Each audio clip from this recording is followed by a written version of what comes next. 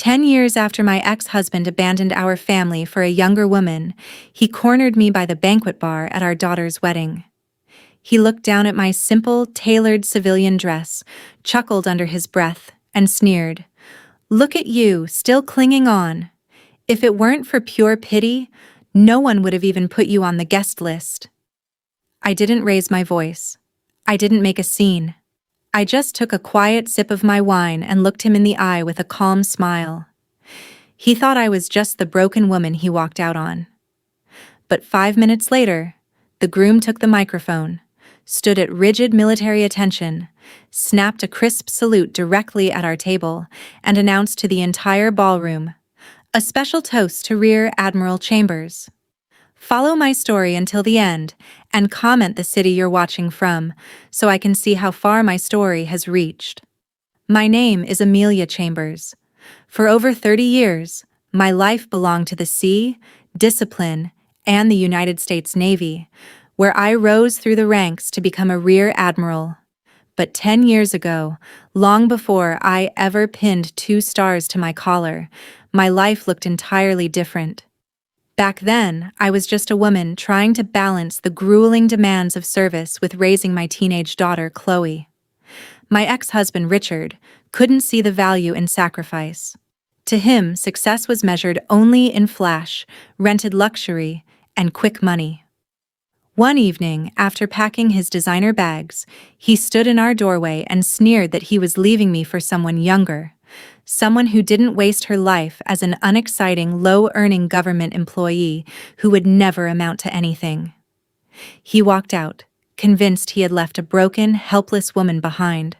What Richard didn't understand was that naval officers don't break under pressure. We adapt, we lead, and we endure. Rather than crumbling, I poured every ounce of my energy into my career and my daughter. I took on classified assignments, commanded carrier strike groups, and navigated high-stakes operations across the Pacific. I never boasted about my promotions or sought revenge. I kept my service discreet, letting my achievements speak through duty and honor. Richard thought he had discarded someone insignificant, completely blind to the fact that while he chased illusions of wealth, I was quietly taking command of thousands of sailors and shaping a legacy he couldn't even begin to comprehend. A decade passed, marked by long deployments, endless ocean horizons, and the quiet satisfaction of seeing my daughter grow into a remarkable young woman. Then came the phone call that brought everything full circle. Chloe was getting married. Her fiancé was Lieutenant Commander Marcus Vance, a sharp, disciplined naval officer whose reputation in the fleet preceded him. Chloe was ecstatic, and so was I. But as the wedding day approached, she made one hesitant, heartfelt request. She didn't want the day to feel like a high-profile military ceremony or turn into an event centered around rank and protocol. She just wanted it to be about family, love, and quiet joy. I agreed without a second thought. As an admiral, my uniform command was absolute, but as a mother, my daughter came first. I left my formal service dress whites, adorned with 2 silver stars and rows of hard-earned service ribbons, safely hanging in my quarters. Instead, I chose an understated, tailored navy blue evening dress and simple pearl earrings. The venue was a stunning coastal estate overlooking the Pacific waters I had spent my entire life protecting. I arrived alone, without a ceremonial motorcade or military aids, stepping quietly through the courtyard. Wanting to keep the spotlight entirely on the bride and groom, I slipped inside the reception hall and took a seat at a quiet table near the back. I was prepared for a peaceful evening of celebration, completely unaware of the spectacle my ex-husband was preparing to stage. The tranquility of the afternoon shattered the moment Richard made his entrance. He didn't just arrive, he staged an arrival. A bright red, rented Italian sports car roared into the venue's circular driveway, turning heads as the valet scrambled to open the doors. Out stepped Richard, sporting a tailor-made designer tuxedo and a diamond-encrusted watch he made sure caught the sunlight with every grand gesture. Clinging to his arm was his new wife, draped in sequins and high jewelry that looked far better suited for a red carpet than a seaside chapel. Richard immediately began working the room like a politician running a desperate campaign.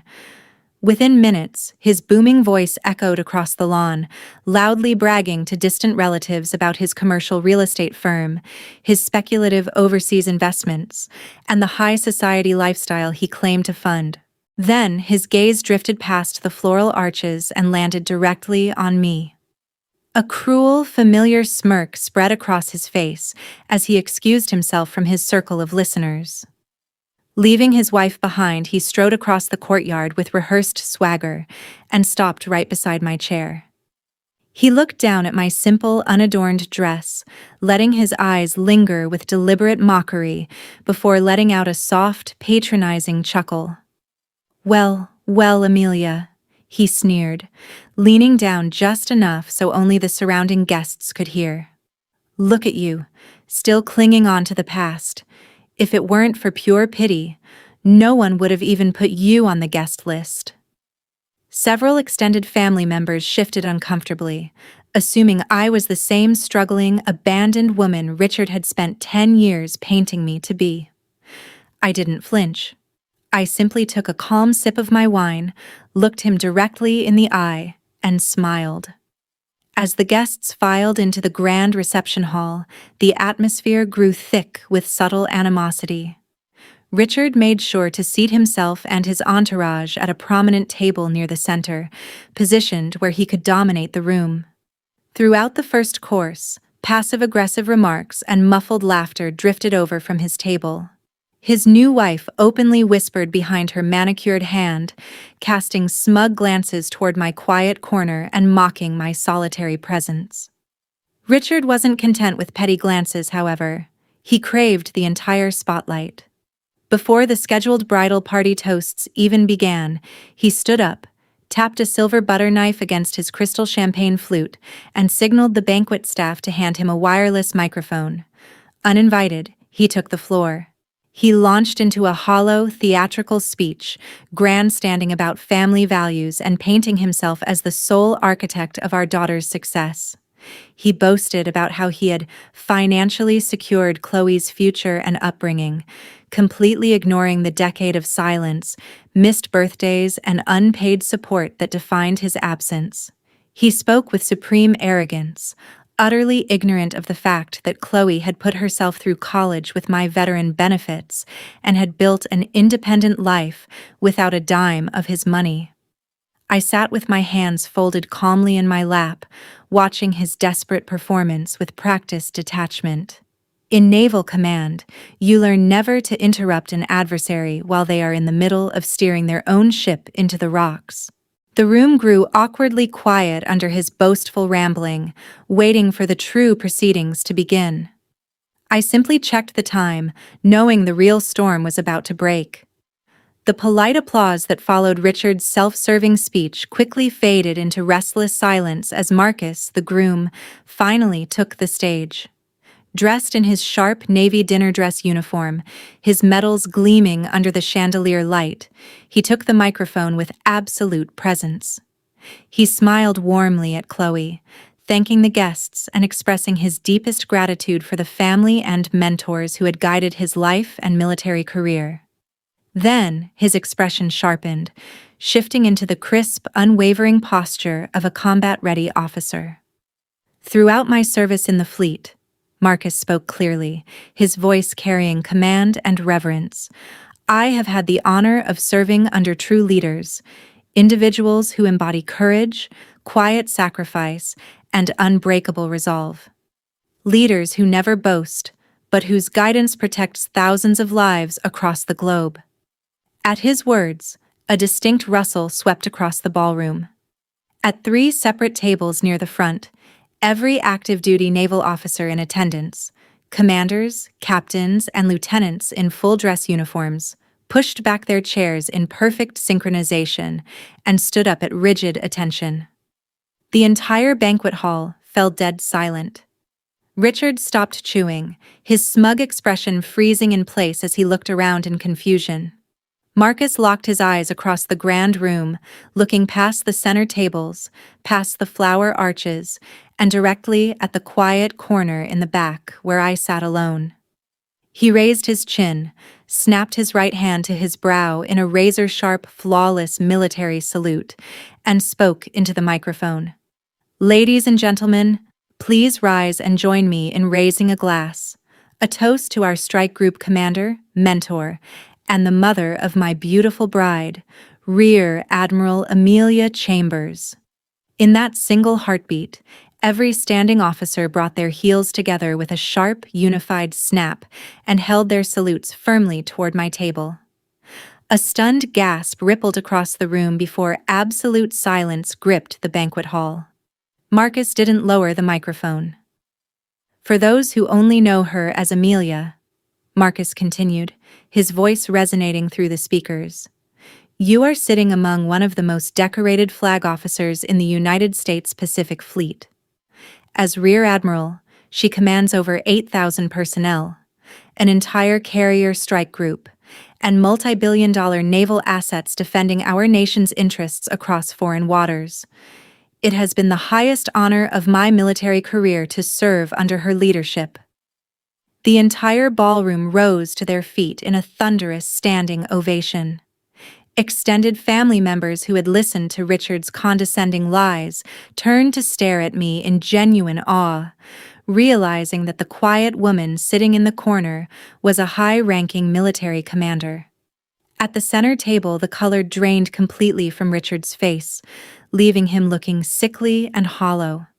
His jaw hung open, his hands trembling so violently that champagne sloshed over the rim of his crystal glass and soaked into his designer suit.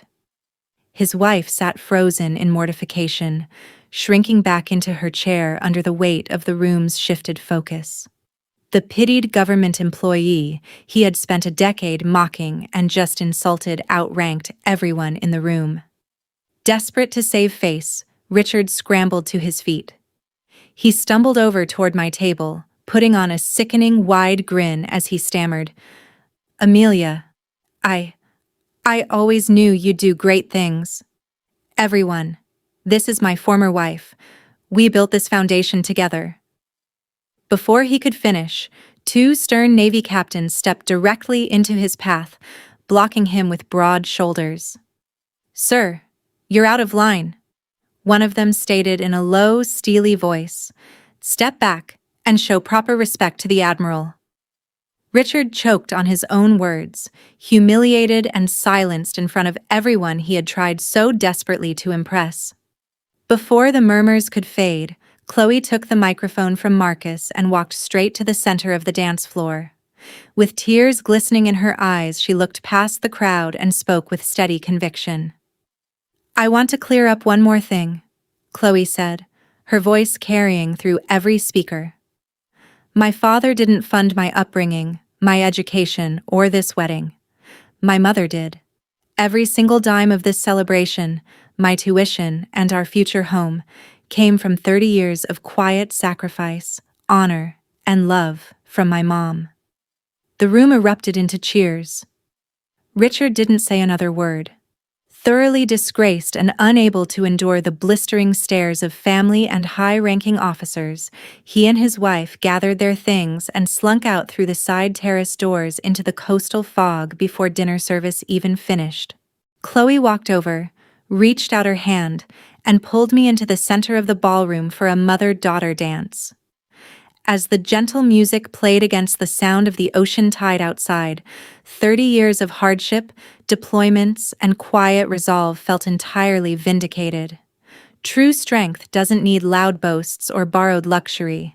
It reveals itself when it matters most. Now, I'm curious about you who listened to my story. What would you have done if your ex tried to humiliate you like that? Have you ever witnessed sweet karma in action? Comment your thoughts below.